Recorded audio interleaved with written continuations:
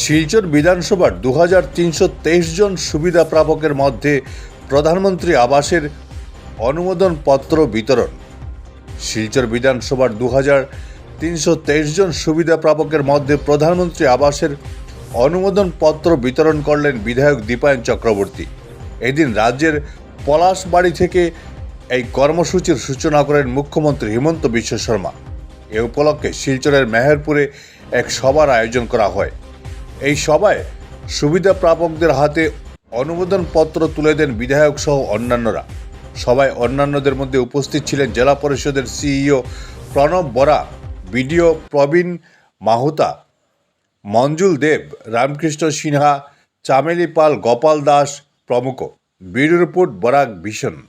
লক্ষ্য করেছি আসামের শ্রেষ্ঠ মুখ্যমন্ত্রী ডক্টর হিমন্ত বিশ্ব শর্মা মহোদয়ের হাত ধরে সেরিমোনিয়াল ডিস্ট্রিবিউশন অফ প্রধানমন্ত্রী আবাস যোজনা ঘরের একটা যে স্যাংশন লেটার, এই স্যাংশন লেটার মাননীয় মুখ্যমন্ত্রী 10 জনকে হাতে তুলে দিয়েছেন। আর পলাশবাড়িতে এখন যারা বেনিফিশিয়ারিরা রয়েছেন তারা পাবেন।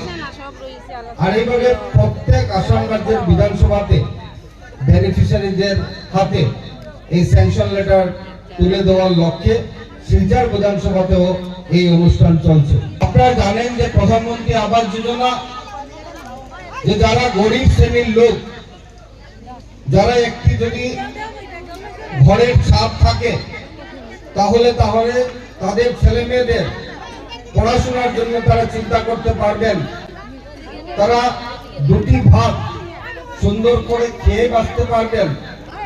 আর এই উদ্দেশ্যে 2016 ইংরেজি থেকে প্রধানমন্ত্রী যে আবাস যোজনা, এই আবাস যোজনাকে একটি পরিকল্পিত আবাস যোজনা যাতে করা যায়, তার জন্য আজকের দিনে ভারতবর্ষের প্রধানমন্ত্রী নরেন্দ্র মোদীজি সেটা চিন্তা করেছিলেন।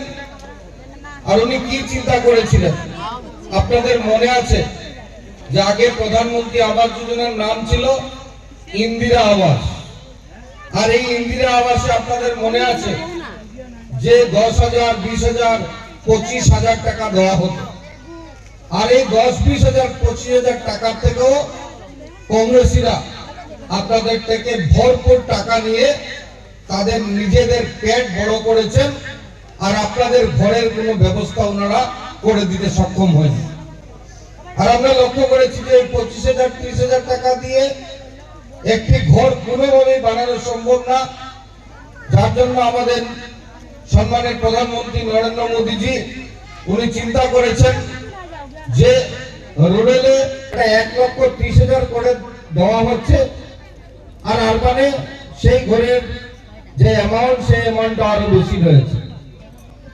যে এই যে টাকা, এই টাকাকে কেন উনি বাড়ালেন? যে যখন ইন্দিরা আবাস ছিল তখন আমরা লক্ষ্য করেছি 25-30,000 টাকা, আর আজকে 1.5 লক্ষ টাকার উপরে।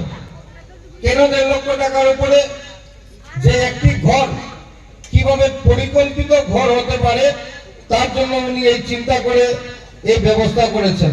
আর আজকে আমরা লক্ষ্য করেছি কোটি কোটি ভারতবর্ষের মানুষ এই ঘরে উপকৃত হওয়ার পর ভারতবর্ষের নরেন্দ্র মোদীজিকে, বিশেষ করে গরিব শ্রেণীর মানুষরা 2 হাত ভরে আশীর্বাদ দিয়ে যাচ্ছেন, যার জন্য ভারতবর্ষকে সুন্দর করে গড়ে তোলার পরিকল্পনা প্রতিদিন রাত্র আপনাদের আশীর্বাদে মাননীয় প্রধানমন্ত্রী নরেন্দ্র মোদীজি করে যাচ্ছেন।